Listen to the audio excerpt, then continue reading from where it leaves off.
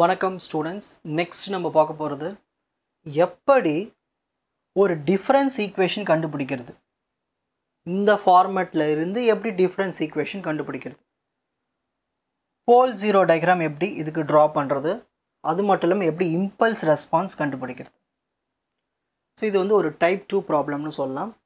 ஏன்னா இதுக்கு முன்னாடி இங்கே வந்து ஈக்குவேஷனே கொடுத்துருவாங்க. இங்கே ஈக்குவேஷன் கொடுக்காம இந்த இசட் இன்வர்ஸ் ஃபார்மேட்டில் கொடுத்துருக்காங்க. இதை வந்து நம்ம டிஃபரன்ஸ் ஈக்குவேஷனுக்கு மாற்றிட்டு அப்புறமா இம்பல்ஸ் ரெஸ்பான்ஸ் கண்டுபிடிக்கணும். ஸோ இந்த மாதிரி ஃபார்மேட்டில் கொடுத்து எப்படி ப்ராப்ளம் சால்வ் பண்ணலான்னு பார்க்கலாம்.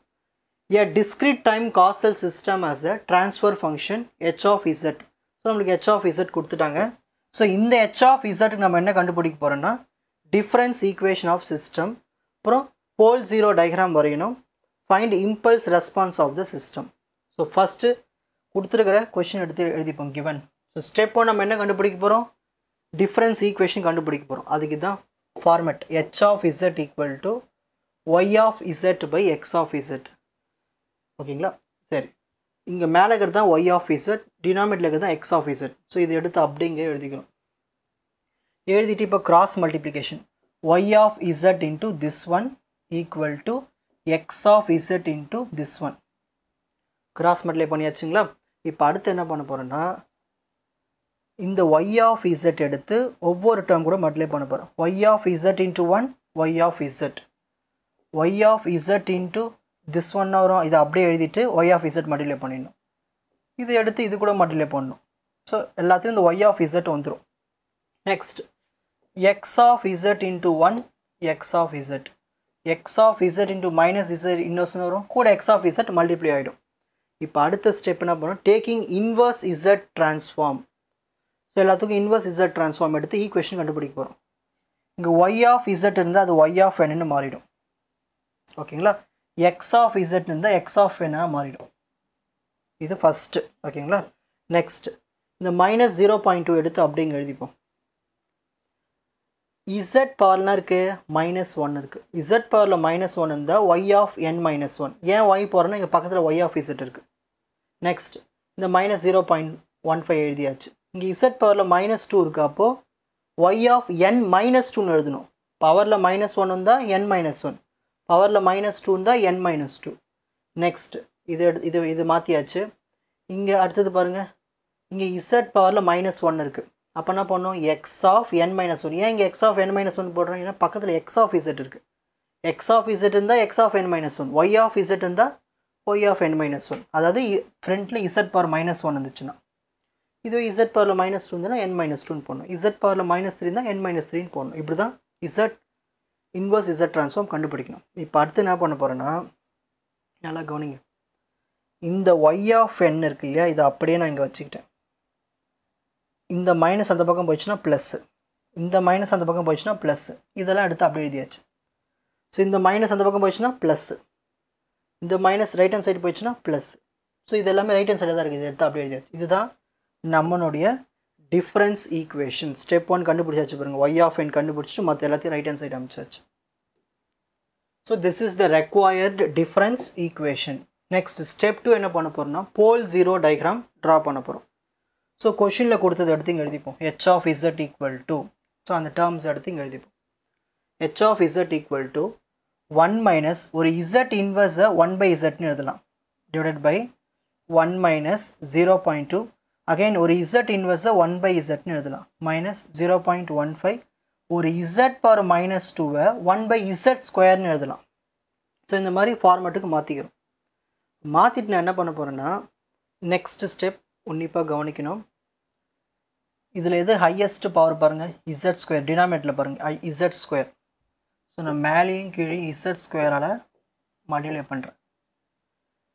மேலே மட்டும் என்ன பண்ணுறேன்னா இதை ரெண்டாக பிரித்து எடுத்துக்கிறேன், z இன்ட்டு zன்னு. கீழே அப்படியே வச்சுக்கோ z ஸ்கொயர். இதில் இருக்கிற ஒரு z எடுத்து இங்கே எழுதியாச்சு, டாட் இன்னொரு z எடுத்து இது கூட மல்டிப்ளை பண்ணுறேன். z into 1 z minus 1 by z into z cancel ஆகிட்டு 1 வந்துடும், டிவைடட் பை இப்போ டினாமினேட்டரில் z ஸ்கொயர் இருக்குது இல்லையா, இதை எடுத்து நான் முழுசாக மல்டிப்ளை பண்ணுறேன். 1 into z ஸ்கொயர் மைனஸ் 0.2 அப்படி வந்துடும். 1 by z into z ஸ்கொயர்னு ஆகிடும்.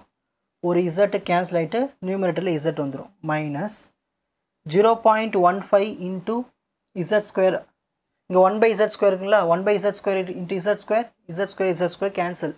இப்போ நம்மளுக்கு 0.15 வரும். ஸோ இப்படி தான் இந்த ஸ்டெப்பை நான் பண்ணியிருக்கேன். புரியுதுங்களா? ஸோ இதில் எது ஹையஸ்ட் பவர்னு பாருங்கள். அது மேலேயும் கீழேயும் மல்டிப்ளை பண்ணிவிட்டு பண்ணும்போது உங்களுக்கு இந்த மாதிரி பிரிஞ்சு வந்துடும். ஓகேங்களா? இப்போ அடுத்த ஸ்டெப்பு, இந்த இசட் இருக்குங்க இல்லையா, இதை அப்படியே கீழே கொண்டு வரணும். கொண்டு வர தேவையில்லை, அப்படியே விட்டுலாம் விடுங்க. Next h of z equal to, so இந்த நியூமரேட்டர் அப்படியே எடுத்து எழுதியாச்சு. இந்த டினாமினேட்டர் மட்டும் ஃபேக்டரைஸ் பண்ணி எழுத போகிறோம். சரி, 1 into -0.15 minus 0.15. ஸோ 15 எந்த டேபிள் வரும்? 3 டேபிள் வரும். ஸோ 0.3 into 0.5 எழுதலாமா? இங்கே சென்டரில் மைனஸ் இருக்குது, அப்போ பெரிய நம்பருக்கு மைனஸ் போட்டுரும். இப்போ நம்மளுக்கு என்னென்ன ரூட்ஸ் வந்திருக்கு? 0.3 minus 0.5. ஸோ அதை எடுத்து இந்த ஃபார்முலா எழுதிப்போம். z minus 0.5 z plus 0.3. Numerator அப்படியே எழுதியாச்சு. ஸோ டினாமினேட்டர் மட்டும் ஃபேக்டரைஸ் பண்ணி எழுதியாச்சு. சரி, இது எல்லாமே z மைனஸ் ஃபார்மேட்டுக்கு எழுதணும். இங்கே வெறும் z மட்டும் இருக்குங்களா, அப்போ z minus 0, இங்கே z minus 1, இங்கே எல்லாமே z minus 0.5, இதுவும் z மைனஸில் தான் எழுதணும். ஓகேங்களா? அப்போ தான் உங்களுக்கு புரியும், எழுதுறேன் பாரு.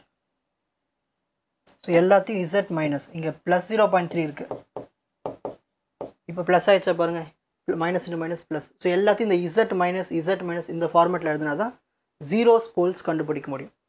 நியூமரேட்டர் இருக்கிறது எல்லாமே ஜீரோஸ். இங்கே இருக்குது z மைனஸ் பக்கத்தில் இருக்குது 0 இருக்குது. So first 0, z1 = 0. அடுத்து இங்கே என்ன இருக்குங்க 1, z2 = 1. நெக்ஸ்ட் அடுத்து போல்ஸ் கண்டுபிடிக்க போகிறோம். டினாமினேட்டருக்கு தான் போல்ஸ். இங்கே என்ன இருக்குங்க z மைனஸ் பக்கத்தில் 0.5, p1 0.5, p2 வந்து minus 0.3.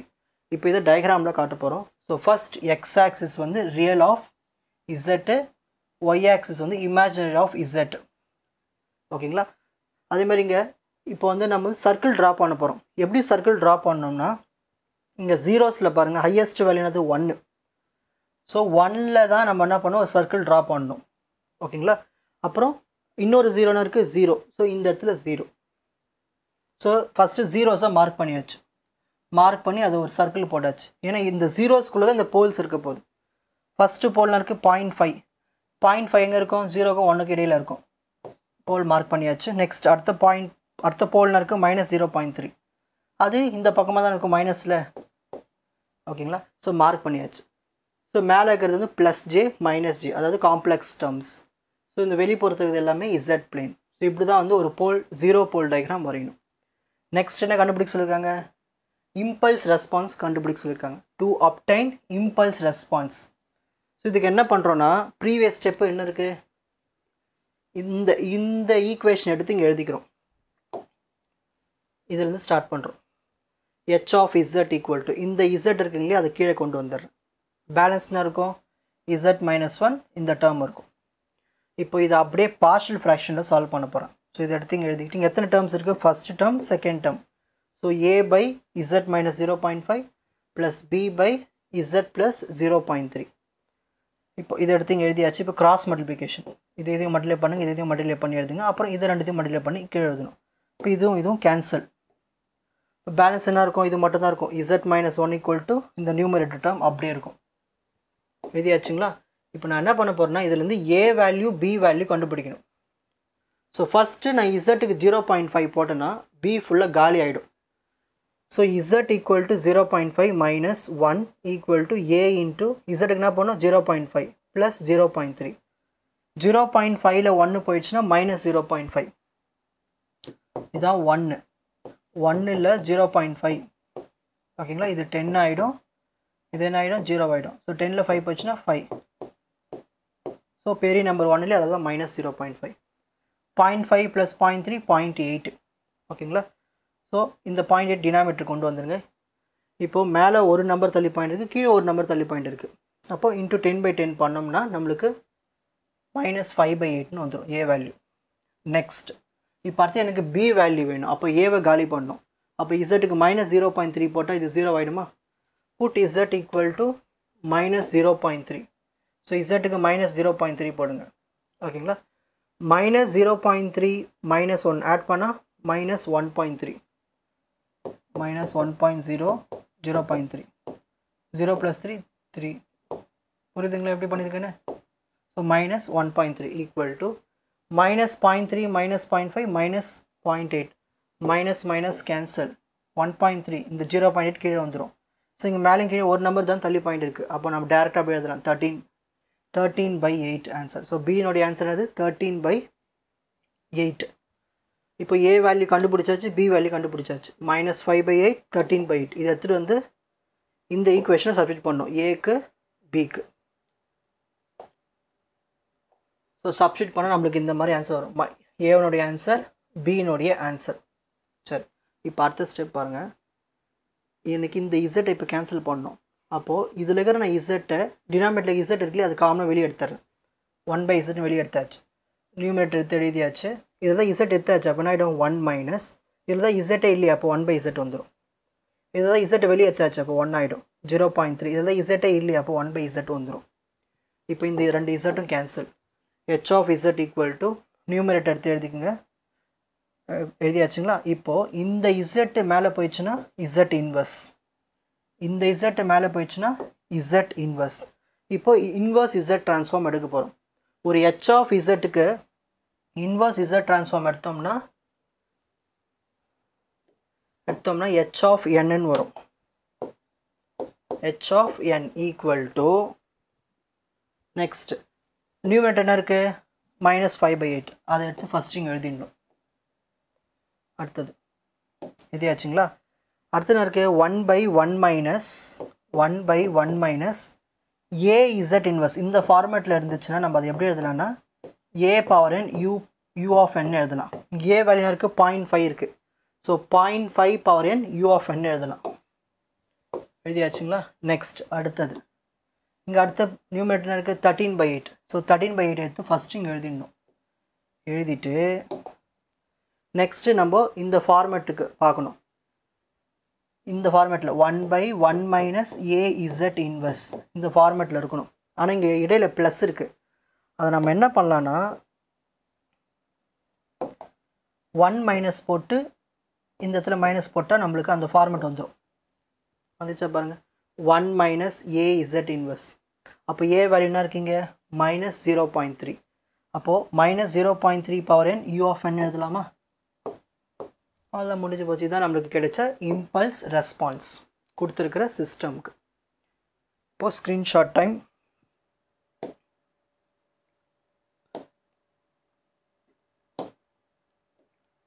So question step 1 step 2 step 3